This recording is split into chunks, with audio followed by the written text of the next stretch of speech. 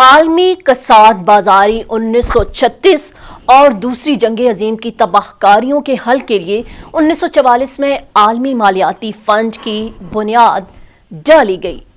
اس کے قیام کے بنیادی مقاصد میں جن باتوں کو مد نظر رکھا گیا تھا ان میں عالمی مالیاتی نظام کا قیام اور تحفظ، بین الاقوامی تجارت کا فروغ اور اس کے ذریعے ممالک کی آمدنی اور روزگار میں اضافہ کرنا، تبادلے کی شرح کو مستحکم رکھنا اور ممبر ممالک کو بین الاقوامی ادائیگیوں کے خسارے کی صورت میں قرضے کی فراہمی شامل ہیں۔ ناظرین، آپ دیکھ رہے ہیں پروگرام نئی بات نادیہ راجپوت کے ساتھ، تو چلیے بڑھتے ہیں آج کے پروگرام کی جانب۔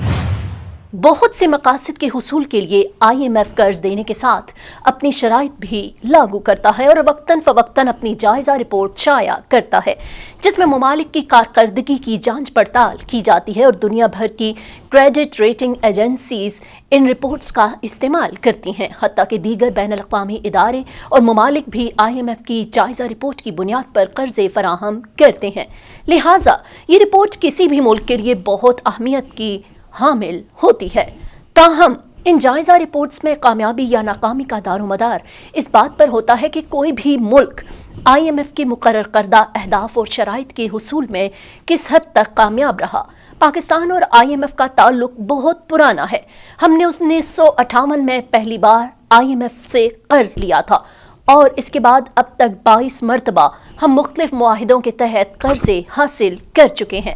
موجودہ پروگرام کا آغاز 2019 میں ہوا تھا، لیکن یہ معاہدہ مکمل نہیں ہو پایا تھا اور اس کی آخری 2 اقساط کے لیے مکمل ملک کو طویل صبر آزما انتظار کرنا پڑا۔ اس کے بعد گزشتہ سال جولائی میں IMF سے $3 ارب کے حصول کے لیے 9 ماہی مدت کا اسٹینڈ بائی ارینجمنٹ کیا گیا۔ 2019 کے پروگرام میں پاکستان کو جن باتوں کا پابند کیا گیا تھا ان میں عالمی مالیاتی خسارے کو کم کرنا، شرح سود میں اضافہ کرنا یعنی سخت مالیاتی پالیسیوں کا اطلاق، سبسڈی کا خاتمہ، بالخصوص بجلی اور گیس کی مد میں دی جانے والی سبسڈی کو ختم کرنا، اسٹیٹ بینک کی خود مختاری جس کے تحت مرکزی بینک حکومت کو قرضہ دینے یا مخصوص شکل میں دینے کا پابند ہوگا، بجلی اور گیس کے نرخوں کو بڑھا کر پیداواری لاگت تک لانا، ٹیکس کی شرح میں اضافہ کرنا، ڈالر کی قیمت کا تعین مارکیٹ میں طلب اور رسد کی بنیاد پر کیا جانا وغیرہ شامل ہیں۔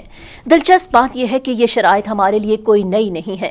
یہ تمام شرائط 2013 کے اور 2008 میں معاہدوں میں بھی موجود تھیں، تاہم 2019 کے معاہدے سے پہلے بھی IMF کی شرائط پر مکمل طور پر عمل درآمد نہیں کیا گیا اور حکومتوں نے عموماً ایسی تمام شرائط جو ملک کی خود مختاری اور عوام کی فلاح و بہبود کو براہ راست متاثر کرتی ہیں ان پر عمل درآمد سے گریز کیا۔ لیکن موجودہ پروگرام کی خاص بات یہ ہے کہ اس بار خراب معاشی صورتحال، دوست ممالک کے سرد رویے اور عالمی ادارے کی بے لچک شرائط کے باعث حکومت انہیں پورا کرنے کے لیے سر دھڑ کی بازی لگائے ہوئے ہے۔ سابقہ معاہدے میں اسٹیٹ بینک کو خود مختاری دی جا چکی ہے، ڈالر پر سے کنٹرول ختم کیا جا چکا ہے، بجلی اور گیس کی قیمتیں بتدریج بڑھائی جا رہی ہیں، حکومت اپنے اخراجات کے لیے اسٹیٹ بینک کے بجائے کمرشل بینکوں سے ادھار لے رہی ہے۔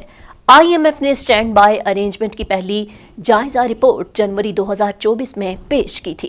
اس میں حکومت پاکستان کی کارکردگی کو واضح طور پر سراہتے ہوئے اس بات پر زور دیا تھا کہ ان پالیسیوں کا تسلسل ہی ترقی کی ضمانت ہے۔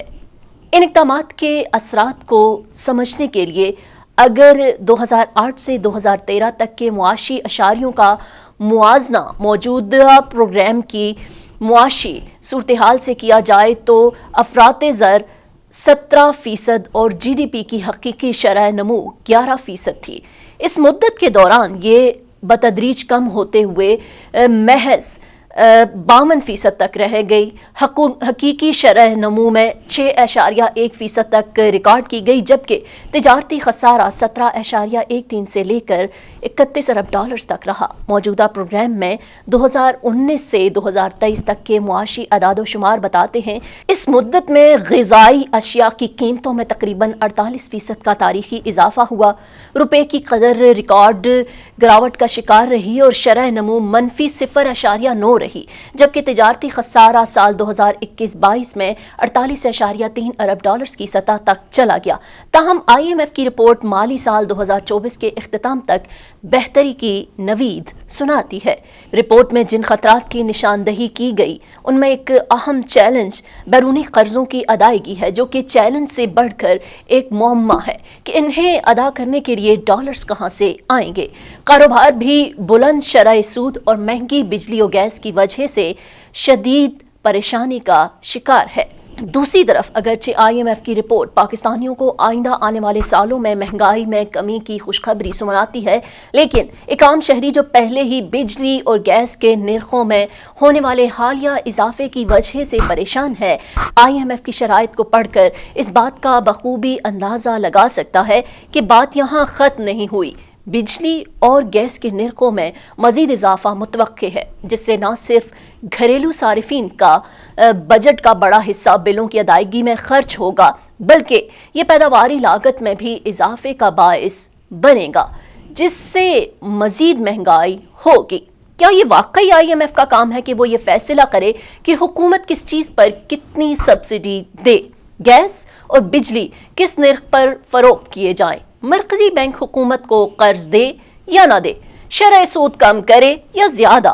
عالمی مالیاتی ادارے کی شرائط کی مثال کچھ اس طرح سے ہے کہ جیسے کوئی ڈاکٹر ہر مریض کا علاج پیناڈول سے کرنے کی کوشش کرتا ہو، اسی طرح IMF بھی ہر ملک سے معاشی اصلاحات کے نام پر اسی طرح کے مطالبات کرتا نظر آتا ہے۔ مثلا ارجنٹائن اور مصر جو پاکستان کی طرح متعدد بار IMF سے قرضے لے چکے ہیں، ان سے بھی IMF کے پہلے مطالبات رہے ہیں۔ پاکستان کی طرح ان ممالک نے بھی عالمی مالیاتی ادارے کی اصلاحات کو اپنایا اور ان کے نتائج بھی پاکستان سے مختلف نہیں ہیں اور دونوں ملک معاشی بدحالی کا شکار ہیں۔